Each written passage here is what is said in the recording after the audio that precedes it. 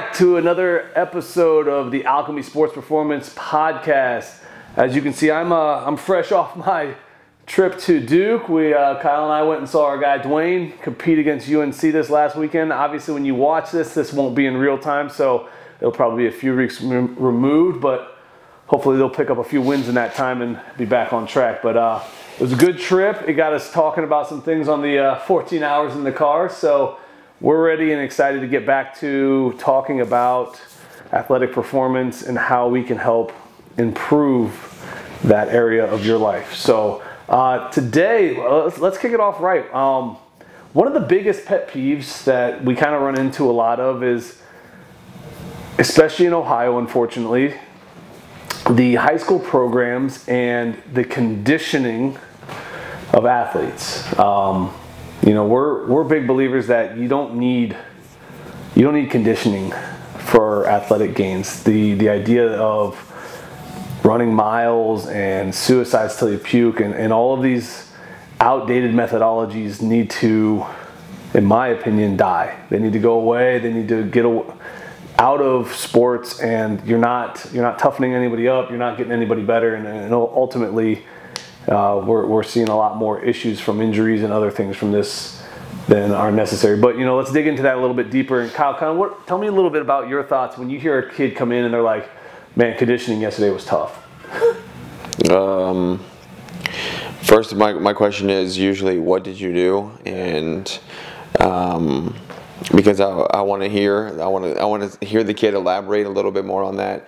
And then he comes back with, "Oh, well, we started off with a mile run, and then we did time sprints and suicides, and 2 guys puked and 1 guy fell over, died. Yeah, and then we ran a mile to finish." It usually leads to just me being frustrated and questioning why is your coach having you do that,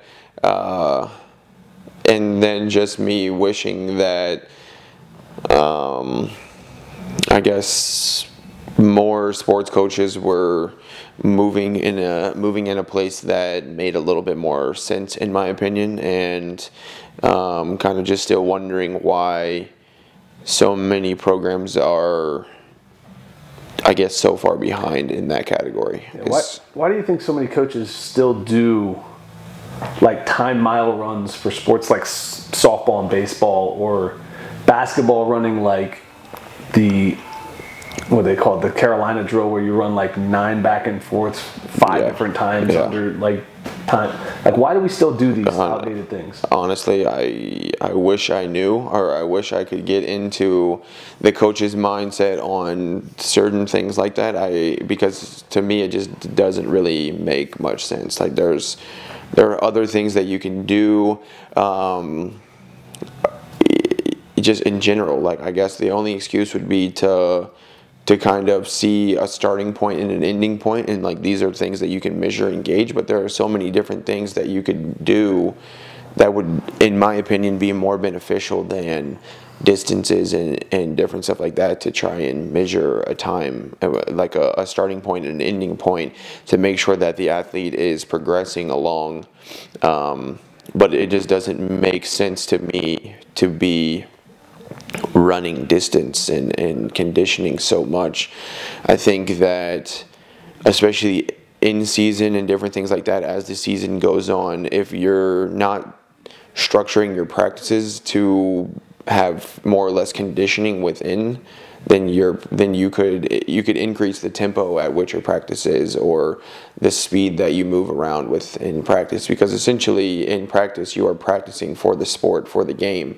So why would your practice not simulate the game enough to not need extra added running stuff, conditioning stuff in at the end of your practice? It's just kind of more or less just continuing to dig that hole for your athlete at the end of practice and different things like that, where you already practice for 2 hours, 2.5 hours. Like, that's already a large duration of the game, and you can speed up practice to fly around and move around from station to station, or whatever, put times up for, you know, each specific station or what it is for that portion of that practice, and fly around between station to station or time to time things. and a lot of it is practicing the game itself. So there's a lot of moving around and conditioning and running within that game-like type of practice setting that you don't need the extra conditioning at the end of your practices. Right. For sure. During season, I think that instead of conditioning and having kids run so much leading up to the season, you need to be practicing more strength stuff. You need to be practicing more speed stuff, because that is going to help the kids be faster. If that is what your goal is, trying to get a kid faster, why not sprint? Why not do sprints where it mimics more so the play of the game? You're gonna run 10, 20 seconds on, take a break, even if it's 30 seconds on, 30 seconds off, or equal to rest to work ratio, making a little bit more sense for the start and stop of a lot of games. Right. That to me makes more sense. If you want a kid to be able to run faster, you want your kids to be faster, you have to be able to let them use maximum effort in a sprint and then be able to rest and then use that maximum effort again. If it's just constant, the kid is not resting or not able to really use a maximum effort anyways, so they're not expending enough energy for it to really be like an all-out effort. So it's not helping the kid run as fast as they possibly can. And in order to get faster, you need to have moments where those kids are truly sprinting and running fast. Yeah. So yeah, no, I was going to ask, why do you think these coaches believe that this is the only way to condition? And in my mind, I think it comes down to oftentimes a lack of creativity. There's this belief that if we don't run, we don't get conditioned. And my thought is that I don't think athletes need conditioning. I don't think there was ever a time in my life when I was a young athlete that I was like, man, I'm too tired, sub me out. yeah, It never happened. Like, I was already young, which helps. We're already designed to recover more when we're younger. If we are in any kind of physical conditioning and shape, we can adapt to the sport, because humans are extremely adaptive. That's what we are. So instead of running sprints, which teach us to run slow and to pace ourselves, why not, let's say if you're a basketball coach, run a practice where you have to full court press the whole practice. yeah, And if you get tired, instead of stopping the practice, you sub out. You have to communicate with somebody who's on the sideline and be like, hey, switch. And we're competing, we're going fast, it's sprinting up and down the court, we're full court press, it's high energy. So now the flow of practice is nonstop. Like you said, we're running between things periodically, and there is no stopping. It's just nonstop sprinting at that point. Right. And it's up to the athlete to decide, okay, I'm going too slow for my team, I'm not helping anybody out. And either they sub out or somebody on the sideline calls the sub in. Either way, there's communication, we're flowing back in, and the game is still going. I mean, the same thing can be done in, let's say, a volleyball setting. We want to get good at, those long rallies that are tiring. Well, you can't simulate a long rally necessarily in practice, because, the ball's going back and forth and somebody may score. But instead, as soon as a ball touches down, another one comes in. Right. We're speeding up that return and that back and forth. Yeah. And now it's game-like. We're getting that back and forth between the athletes, the competitiveness, but we're ramping up the conditioning by making it so that instead of like in a game where the whistle blows and the play stops, there is no stop. right, In basketball, if it goes out of bounds, you throw a new ball in, hey, go, ball's live. right, And we're trying to teach these kids to go hard all the time instead of to pace themselves. Because again, I go back to these suicides or these timed baseline to baseline touches. I do remember very vividly going, okay, I know if I run at 85%, yep, one, I won't be blowing myself out to where I can't get the next one, but I'll get each one by 1 second. yeah, yeah. And now we're not getting any better because we're just coasting through our sprint work. Right. I think it's teaching the kid how to basically use as much energy as needed, but kind of coast on that energy or pace that energy out, where in the sport, you're going to ask the kid to give maximum effort on every single play or every single chance that they get. So why don't we just have repeated efforts or repeated reps of maximum effort? Because that, to me, like you said, it mimics more the game and the sport-like setting for what it is that you're going to be asking that kid. And you can give that kid repetition after repetition after repetition, where they're using that effort and they're being explosive and still using that energy output for a game like opportunity. And I think that that is going to set the kid up more so for the game speed and being more used to, okay, still simulating that game, right? I'm going to use the maximum effort here. I get a couple seconds of downtime. Really, regardless of what your sport you're playing. It's basketball, it's football, it's soccer, it's lacrosse, it's volleyball. There's different ways that most of these games are like up and down types of efforts, where there's really, even soccer, like, yeah, you're moving around constantly, but it's not just like straight line running miles on miles on miles. It's still a lot of start and stop, and there's sprints in there where you're running fast. There's different times where you are, you know, moving around constantly, but there's still ups and downs. If the ball crosses over the field and you're a defender, obviously you're not going to continue running like you would if you're running miles on end for conditioning drills and different stuff like that. I think that's something that gets lost a lot of times, is that when you look at like a sport like soccer, they're like, oh, they ran like 3.5 miles. Yeah, they may have covered 3.5 miles, but if you look at the amount of time that was spent at a slow pace versus a sprint pace, they're still sprinting 3.5 miles. Yeah. With walks and jogs. Your game is 90 minutes at least to cover 3.5 miles. If you go out and you're running a 9-minute mile pace for 3 miles, it's only going to take you 30 minutes. Right. So if you ran consistently for 90 minutes like you would in a soccer game, you're going to cover a lot more than 3.5 miles. Like 9 miles. So So yeah, it is a lot of distance covered, but it's a lot of time within the distance, that distance is covered. So it's still stop and start, and the soccer field is only how many yards long? It's 110 or something like that. So at most, you're pretty, like, if you're running end to end, you're running 110 yards at a time. And do you run end to end? Maybe from time to time, but you're gonna run end to end, and that's gonna be because you're chasing someone who is really just having a breakaway play, or they're just going straight end to end, coast to coast, which doesn't necessarily happen a lot because you have defenders and different things like that in place. But even so, you're going to chase that person. That person is going to play or set up some sort of offensive, or they're going to try and score on goal. So you have a burst of maximum effort, and then that maximum effort is going to probably most likely be matched with a short duration of downtime. And then you're going to be moving again, depending on what your position is or where the ball goes, different things like that. So it's still a lot of maximum effort, start and stop. Yeah, and I think that that's a valuable point right there. Is like you said, the max distance you can run is 110 meters or yards or whatever it is. In most instances, I would say those bursts are what, 40? Yeah. In most cases, you might do one from midfield where you're getting on a large sprint, so let's say 55. Yep.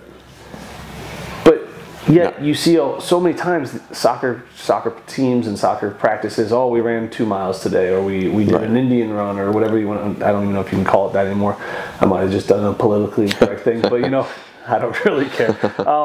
But either way, you're doing those timed runs, you're doing those long distance things, and ultimately what they should be doing is short burst sprints and then do something out of it. Yeah. You know, have your offensive and defensive player line up next to each other, kick the ball out in front, and have a race to the ball. Right. And then whoever wins sets up either they kick it back or they set up an offensive play and they do something from there. There's your conditioning for the day. Yeah, you should be more or less trying to set up and mimic and create those types of plays or drills or those types of occurrences that may happen in the game, and having your, like, that in itself is your practice, though, because then you're practicing the game, you're practicing situational types of events that could happen within the game, or like that's trying to time up runs. You're trying to time up touches on, like, the person kicking the ball out in front's trying to work on their touch to get it so it stops out in front of the player. And where do you need to put it so that your offensive guy can beat the defensive guy? The defensive guy is working on angles to cut off the play. Like, there's a lot of things that are happening in that while getting your sprint work, while getting your conditioning. Right. Yeah, and I think not only one, like, that's going to help you stay conditioned, right? But that's also helping you get better at the sport itself. Yeah. Instead of, okay, we're gonna we're going to go through practice, whatever practice looks like, and then at the end of this, we're just going to run for 30 minutes, just to run because we need to get extra conditioning. Right. Where I think that you can find ways to increase the intensity of your practice so that the kids are getting the conditioning that is needed, that simulates more so the speed of the game. Yeah. And intensify your practice so within that, hour and a half, 2 hours, or whatever it might be that you're practicing for, that those kids are getting the conditioning that's required of them for the sport. Yeah. So that way you don't practice for as much time as you do, and then at the end of it, I think that you're just kind of digging way too deep as far as like these kids. Yes, they're kids and they're resilient, but at the end of the day, they only have so much. Yeah. And I think that that's something that obviously can happen. There's wear and tear of kids during seasons because they're doing so much. I think that it could be an opportunity to preserve a kid a little bit, to not have them do all of the extra running or distance stuff for conditioning after all of your practices and your games and everything that you're already asking of them. I think that a lot of times coaches are kind of doing way too much for the kid. It's really because it comes to the time, like to a point where it's not helping the kid anymore. Really, we're doing so much that it becomes harmful to the kid. And I think that obviously, I don't know, I would like to think that that's not really any coach's desire to try and do that, but maybe it's just a lack of, like you said, lack of creativity, a lack of not really understanding fully, or just like this is how I was taught, right? This is how I was taught, or this is how things have always been done. Right. So we're just going to keep on doing it. Or if for whatever reason, if that coach has had some success because of the players that are on the team and they're actually good at that sport, if the coach has had some success with those kids, then it's obviously very challenging and hard to get the kid or the coach to kind of want to change their mindset a little bit, because they're like, okay, well, this is working, then why would I ever change it? Right. And I think that could become problematic as well. But I just like I said, that's just kind of my thoughts on that situation. So yeah. So what would you say to a coach then who's or a player or somebody who's looking for sport training? So we're at this point now where there's this, I think hopefully we're making some good points to make you understand that we don't need to do the straight running conditioning type of deals. Right. But how do we transition that into what do kids need in a sport training program? What are some of the focal points that we try to get coaches to understand and see value in what we do versus what the old school way was, or what they thought was the way they should do things, or how they should be organizing their training and those types of deals? I would say I think that the type of training, like I said about the running and different stuff like that, I think that it should more so mimic the sport. I think that everyone wants to, in pretty much every sport, everyone wants to run faster or should want to run faster, because I think that speed can be a determining factor of becoming a better athlete. Mm-hmm. And pretty much in every sport that you play, in one way, shape, or form, speed is an element that could be beneficial. I think obviously literally running faster helps. But I think working on speed is beneficial for understanding body angles in the way that you should set up in order to accelerate even. I think acceleration is important. Being able to get from point A to point B and as fast as possible can give you a competitive advantage. And I think also too, if you're trying to run as fast as possible or working on that speed component, there's explosion in there. There's power that's built within that. I think doing different things like that is beneficial, right? But that's true speed work more or less mimics sport as well. Obviously, getting stronger is beneficial. Making sure that the strength stuff that you are doing, or the speed stuff, or the plyos that you're doing, the change of direction, all of that stuff is in an effort to translate to the game in itself. So I think that everything that we try to do here is, does it translate to the sport? Does it translate to the game? And a lot of people want sport-specific stuff, or they like skill acquisition stuff. Is becoming big, but really like tweaking and doing a little bit different things here and there, and putting in some little progressions or slight different changes. A lot of this stuff, like I said, it's an overall kind of umbrella of things that can fit into pretty much any sport. But a lot of it is, does it translate to the game? And I think that that's a big thing for us, as far as the speed work, the plyos, the change of direction, and the type of strength stuff that we do is not like your bro type bodybuilding type of things, because it's one thing to get strong and gain muscle, but are the things that you're doing able to make you strong and powerful in a game-like setting? I think that those are the big differences for like our thought process on a lot of it. I think that's the biggest thing is does this movement improve the sport? Is this going to translate to a more explosive rotational movement from our athlete? Is this going to translate to a harder, more direct cut, because we're teaching force production into the ground, change of direction through that force production, right, not some standing on a Bosu wiggling around, look at my balance. Right. It's, yeah. Not a lot of cone drills, and a lot of quick feet work, different things like that. Right. There's a place for some of those things for sure. I'm not trying to knock the guy who does the ladders super fast, because you're teaching and developing some type of coordination with that, but you're not getting stronger, you're not getting faster, you're not teaching how to change directions by doing the ladders. Right.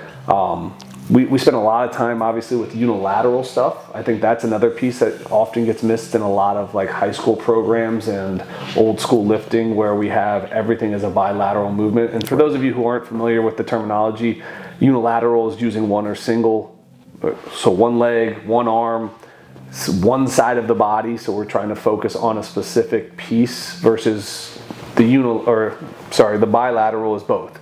So like a traditional squat, we like split squatting, we like single leg squatting, we like skater squatting. We like them to be in a position where their hip has to stabilize while the movement's happening. I think that that's like look at the game, look at sport, different things. You know, so many things are asked of the athletes to do on one leg or one arm, right?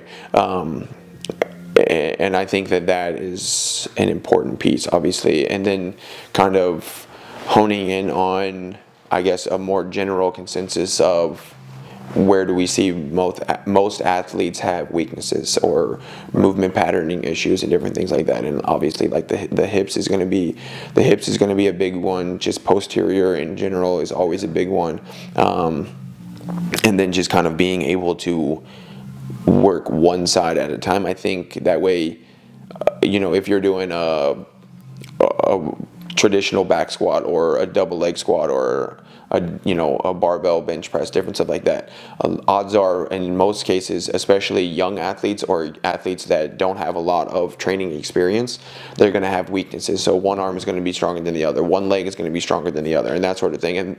And it may not seem like a big deal in the short term, but in the long term, you continue to, your body is going to naturally use that strong side more. So your strong side it continues to get stronger, but it never allows your weak side to catch up to that, or get stronger, because your body is relying on that strong side so much. Right. So singling legs out, singling arms out, doing some different stuff like that makes it to where if your left arm is much weaker than your right arm, then we're singling that out, so it has to work, it has to get stronger. And I think that obviously evens things out, makes a lot more symmetrical athlete when it comes to the strength components. And I think that to some extent there's a level of body control, there's a movement patterning, coordination almost, I guess you could say,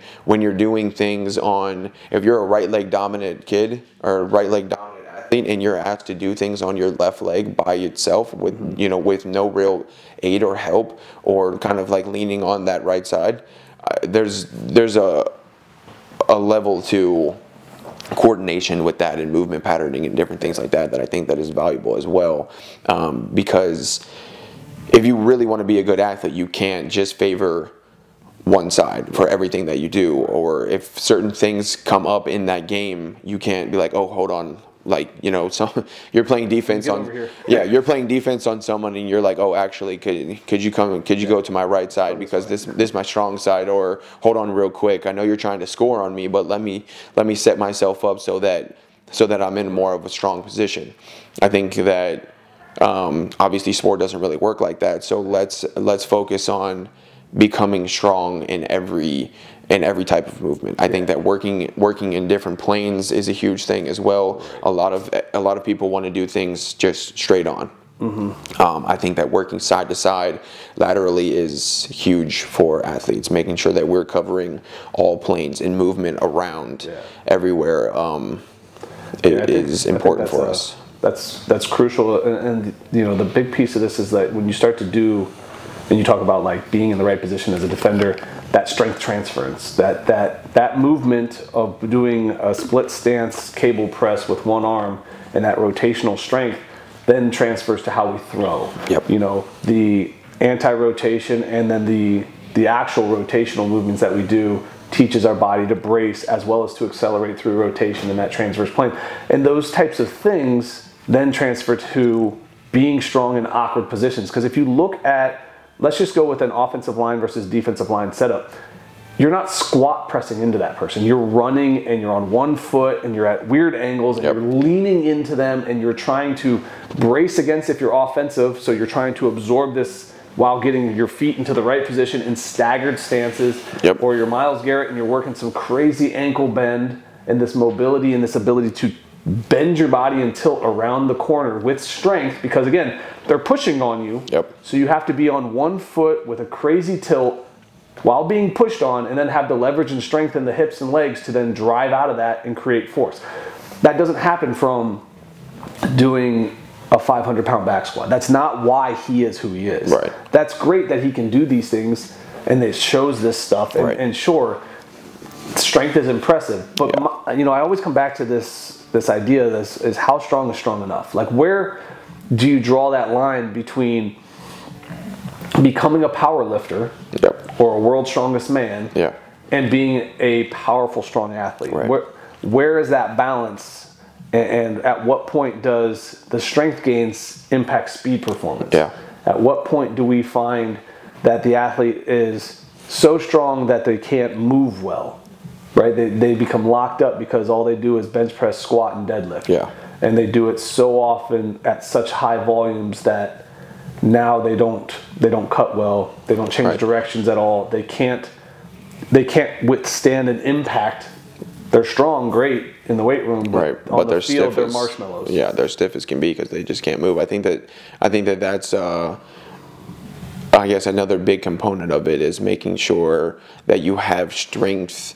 Like I said, you have strength kind of in all, like you can move around the football, or not the football field, just around the field of play.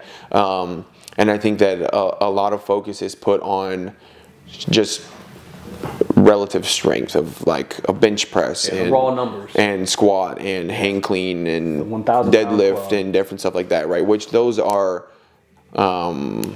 more or less, I think that everything kind of has its place. Not to say that those can't be used or they shouldn't be used or whatever. But I think that if that's the only thing that your focus is, then I think that you're kind of doing a disservice to the athlete, because every sport that you play, you have to move. You have to move in awkward angles. I think that having those things be a certain component of what you're doing is cool, you know. But I want to make sure that athletes can move around the field. We're trying to increase mobility, right? I think that if you can increase mobility, that allows you to put your body in different situations or different positions that otherwise it wouldn't. So therefore, there's strength in that, because I think that now, like you're talking Myles Garrett and the ankle mobility, hip mobility, like all of that stuff that he has. I mean, yeah, so I don't know why we're having some technical difficulties again, but this thing has been a real piece of work. But no, I think, again, we're not trying to crap on the traditional movements. That's not the idea here. Like, right. There's a reason and a place for squats. There's a reason and a place for deadlift. I personally don't think there's a reason or a place for bench press anymore. That's just my personal belief. I don't think you need it. I don't think it helps you. I always try to tell my high school football players in particular, the only time you're really actually bench pressing is if you just got absolutely flattened by somebody and they're laying on top of you and you need to push them off. Yeah. Which, cool. That's good that you can bench that 300 pounds because that dude laying on top of you just kicked your ass. I think that there's so many other ways to give a more explosive punch to kind of hold your ground and different things like that. Once again, going back to the single arm stuff, a lot of that is like, you know, you're working punch. That punch may not be always together, and even so, like that punch doesn't mimic this type of movement. You know, you're coming from in here, you're firing up through. A lot of that is engaging different muscles and having that pop that is a little different. And I would much rather have a kid, one, be able to do a push-up, bodyweight push-up. If you can't do a bodyweight push-up, there's no reason for us to barbell bench press. There's no reason really for us to dumbbell bench press. Like, show me that you can control your own body weight first, and then we'll start adding load to that in certain instances. And I think that you can get strong by doing push-ups, tempo push-ups, weighted push-ups, and then let's move into, you know, single arm flat bench press and different things like that. Explosive, even, you know, we do like power push-ups and explosive type of push-ups, overband push-ups, all of that. The landmark. All of that to me mimics more so sport specific training, if you want to call it that, more so than, you know, we got to bench press because the NFL combine bench presses, and I'm like, okay, well, yeah, they do. They use that for whatever reason, for a measurement tool. But once again, going back to my point of, just because you can bench press 400 pounds doesn't mean that you're going to be a good athlete. Right. There's plenty of people that can bench press 400 pounds, and if you ask them to go out onto the football field and do anything remotely athletic, they're going to embarrass themselves, most likely. Most of those guys, like, it just, there's so many different pieces to the puzzle than, oh, I got to make sure I can bench press, you know, X number, in my opinion. Right, and I think another piece of all of this is that, you know, again, like we talked about earlier, how strong is strong enough? At some point, I'll take the guy who can move 350 pounds quickly with power and purpose than the guy who grinds out 405. Right. With like, shaky form and like, that's another that's another thing I think that becomes a piece to it when you're only focused on those numbers, is that you're pretty much willing to let anything happen in order to get that number. Because your only focus and the sole purpose of everything that you just did was based on this number right here. Right. And that's the only measurement that you have to gauge progress, right? And you're only like, oh, here, look at these numbers, I think that obviously everyone wants to get results, but that's kind of like certain results are the ones I think that matter, and making sure that you're not constantly just trying to chase that number and it becomes detrimental to the athlete that you're working with, because I would rather a kid, like you said, squat 300 pounds, but he can drop down into the hole with good control, bracing the core. It looks good, you know what I'm saying? His back isn't rounding, his chest isn't dropping to the floor, and he can move it back up with some speed, because that goes back to, we want to be explosive, we want to be powerful in almost every sport. So if you're taking 400 pounds and it's crushing you and it's taking you 10 seconds to squat it, like, okay, yeah, you know, sure, yeah, right. It could count potentially, depending on, you know, if you got down low enough and different stuff like that. But if you do anything that takes you 10 seconds to do when it comes to like a strength component on the field of play, that you could be strong as hell, but the kid who's squatting 300 pounds with some speed, that kid is probably a powerful kid. He's explosive. He can move around. So while you're busy only trying to move, you know, all of this weight super slow, that other kid who's lifting a little bit less weight, explosively and powerfully, the kid is running laps around you while you're stuck. Knocking you on your ass. Right. Too. While you're still trying to be strong at the bench press. Right. Like I think that, yeah, like you said before, like we're not trying to necessarily downgrade or like diss those types of movements, but for us, I think that there's a lot more value in some of these other pieces that is often missed. I guess not in this realm of field or whatever that you want to call the sports performance world. What we're trying to do here specifically for us and the things that we value, I think that overall athletics and movement based things is more so what we are trying to work on versus, okay, let's make sure that these kids are squatting 500 pounds and bench pressing 400 pounds and deadlifting and like all of that stuff. I want to see the way that the kid moves and controls their body, and making sure that the things that we do here will translate to the game itself. And really, I think that obviously those are the things that are important to the kid. In most cases, they want to make sure that the training that they're doing is getting them better for the sport. But at the same time, you're working a lot of times with high school athletes that have big egos, and they just want to, you know, like kind of like we talked about before, they're kind of looking up to bodybuilding type of people, and everyone's like, oh, look at how much, you know, I think that kids are, you know, they're like, they kind of gravitate towards like, look at that dude who's squatting 400 pounds, you know what I'm saying? Like, it looks cool, it looks, you know, kind of macho is, you know, about having that. Yeah, for sure there is, but it's like, okay, let me make sure that I shift my focus back. And I think that that's something that we have to do more of, is getting parents and young athletes to understand that value of why these things are important. Because I guess, like we've said before, there are so many pieces to the puzzle that making sure that what we're doing provides value. But I think in the same sense, because we are in the field that we are in, I guess we are the ones that need to kind of make sure that the parents and the kids have that understanding of why should we do this versus only worrying about, you know, a bench press, a squat, a deadlift, a hang clean, different things like that. Because it's just like some kids, like, you can't worry about squatting 400 pounds before you can even squat with perfect form, you know, or not even perfect form, just good form in general. Like, not every, like, it's not just like such a black and white type of thing.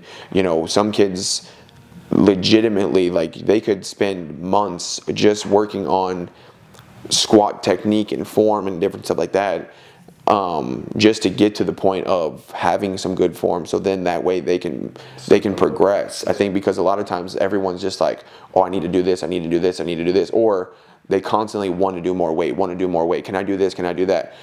And I'm all for the kids like wanting to push themselves, but at the same time I'm like, sometimes you got to backtrack a little bit. We need to focus on the form and the technique, because then if we can dial that in, then I think that your ceiling becomes a lot higher for the potential of those numbers and the strength there in that category, versus like just wanting to get up to that number because I feel like I'm less superior to someone else because I saw someone else who's, you know, my age or whatever, who's squatting 400 pounds already, or someone else on my team is squatting 400 pounds, and why am I not squatting 400 pounds, you know? Not every kid is created equally. Not every kid has the same movement patterns and the same qualities of movement, and I think that sometimes is hard for kids to understand or grasp that type of concept. Like, I want to make sure that your form is wonderful first. Like, we dial in on all of the things that we need to, like, this form looks good, this is a quality movement, and now we can start to put some weight on and do those things that is actually going to get us stronger. Not just trying to move a bunch of weight just because we feel like we have to, and that's not really helping us. That's really creating more weakness and creating more potential for injury, because we're moving all of this heavy weight in this unsafe manner. The technique is all over the place, and I think that is hard for kids to kind of grasp sometimes, and just getting the parents and the kids to really realize that not everything is based on those couple things or those those numbers and different stuff. Yeah, I mean, I think at the end of the day, it's understand what you're doing as a trainer. If you're working with kids, or a coach and you're training kids, like, what's the purpose to what you're doing? Why are we doing these things, and in what order? And if you choose to do a certain exercise, understand how to balance that out with something else to complement it. Right. You know, like, if we're going to work on some strength or something, we got to work on some explosiveness somewhere else. Right. And that balance makes a big difference. And for us, you know, obviously I'm speaking more for me, but I would assume you agree with me. I'll take a kid who can split squat 200 over a kid who can back squat 400 easily, any day of the week. Yeah, that kid's going to be on my field, and he's going to be healthier, he's going to be more athletic, and he's going to be just as strong. Right. In a more useful way. Yes, because odds are he's going to be able to move, or he or she is going to be able to move so much better. And like, I think that at the end of the day, that is what is going to help you be a better athlete. That's what's going to help you get playing time. It's going to help you get on the field, is how well do you move? Can you do X, Y, and Z thing that the sport is going to ask of you, or the coach is going to ask of you?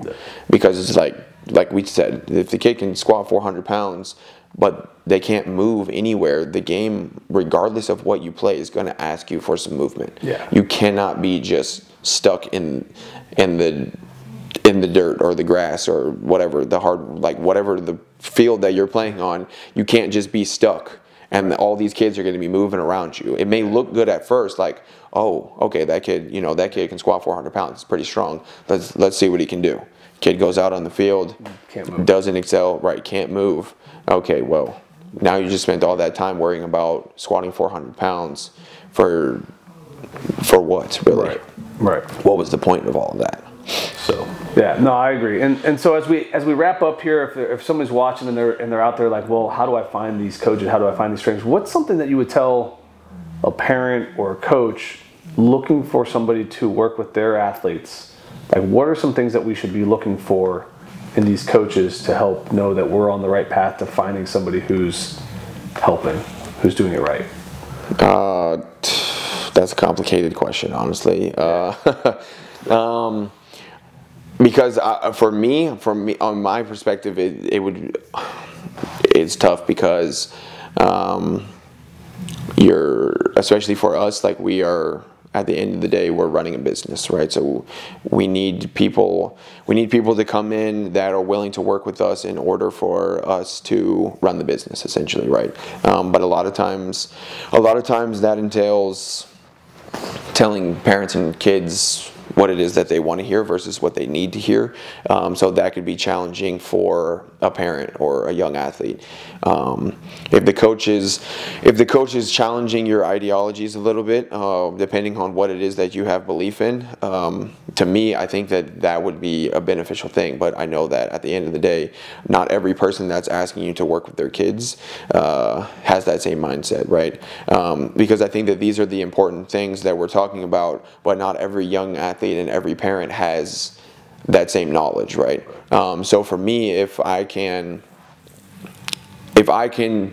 help the kid as much as I want to, or I'm trying to, like that is what I'm trying to do. Whether that goes in line with what the parents or that kid believes, I'm unsure of that sometimes, until you get the opportunity to talk to them. For me, I would think, I want someone to work with my kid that's going to have my kid's best interests at heart, right? Is this person really here to help my kid get better, or are they just kind of here to take my money?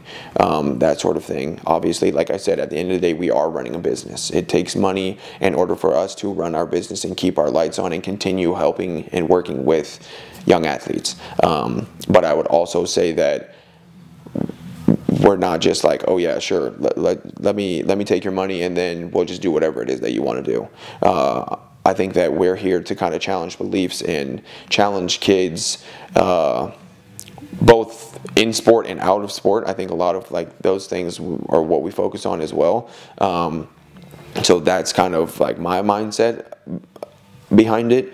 Obviously, that's more so me speaking from the coaching standpoint versus the parent who's about to pay, a coach to work with the kid. So I guess, if you are a coach that is working with kids, making sure that you have the kid's best interests at heart, I think, is the most important thing. And are we just chasing numbers and just trying to get kids weight room strong, or are we trying to make sure that the things that we're doing with these kids translates to the sport, right? And I would also say, kind of focusing on things that versus just trying to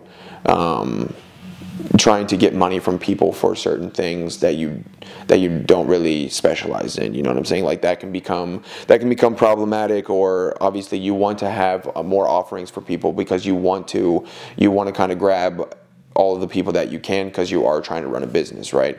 But if you're teaching something that you really don't know anything about, then I think that becomes problematic, and people can sense that, and they can kind of see like, okay, this dude's just kind of trying to grab for a little bit of money.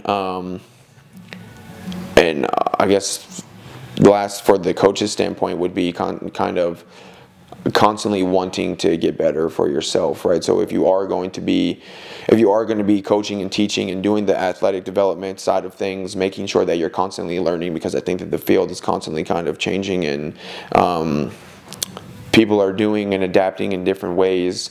And really, if you are going to be asking people to pay money for your service, and making sure that you're providing that value for that service, and making sure that you're truly working to get the kids better, I think is the important piece. So I guess I can't really speak much for the parent, because I'm not a parent. I'm the coach. So I guess I'll more so speak to the coach on that. Yeah.